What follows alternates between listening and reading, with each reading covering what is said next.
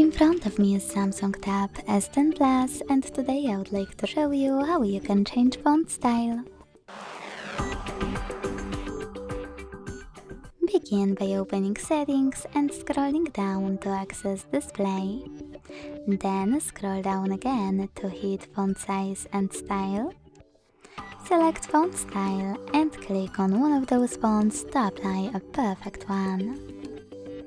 If you want to try something more interesting, click on Font Style, tap on Download Fonts and install a perfect one for you by clicking on this icon next to it or clicking on it and choosing Install.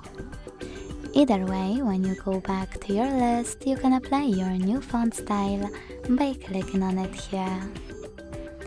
Thanks so much for watching. If you enjoyed this video, leave a like, comment and subscribe. Bye!